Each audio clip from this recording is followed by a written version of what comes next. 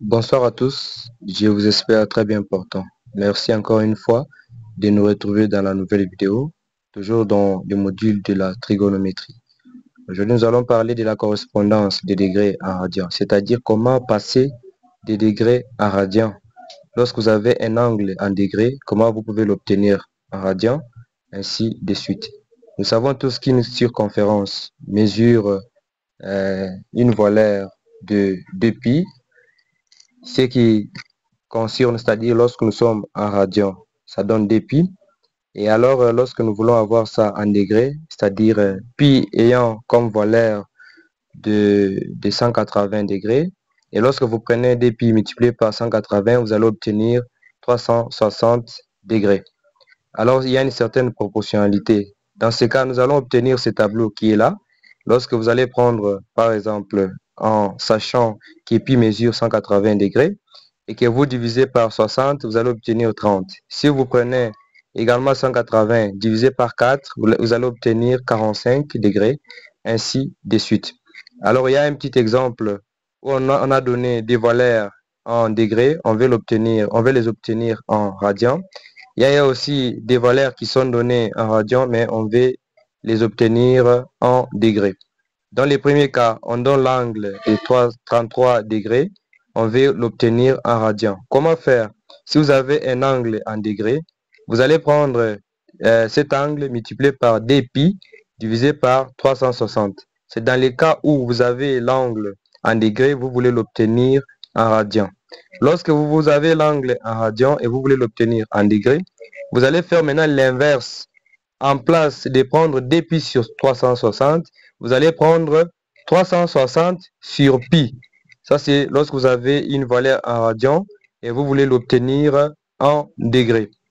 C'est très facile, ce que vous pouvez constater. Ayez quand même cette idée-là en tête.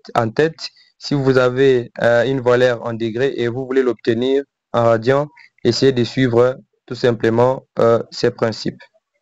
Alors, il y a aussi une manière où on peut enrouler la droite, c'est-à-dire on peut changer un angle en un point donné.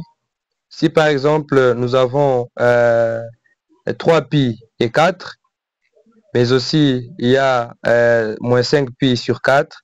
Maintenant on demande quelle valeur ajouter ou soit soustraire à 3π sur 4 pour avoir une valeur de moins 5π sur 4. C'est ça au moins l'effet d'enroulement de la droite autour du cercle, tout simplement pour changer l'angle. On peut obtenir différents angles en suivant ces principes. Si par exemple ici vous avez 3π sur 4, mais on vous demande de combien il faut ajouter ou soustraire pour avoir moins 5π sur 4, vous allez voir qu'il faut soustraire moins 2π pour avoir moins 5π sur 4. Dans le deuxième cas, on a 3π sur 4 et 19 sur 4. On demande quelle valeur soustraire ou soit ajouter à 3π sur 4 pour obtenir 19π sur 4. Vous allez voir, ici on a ajouté 4π pour avoir 19π sur 4.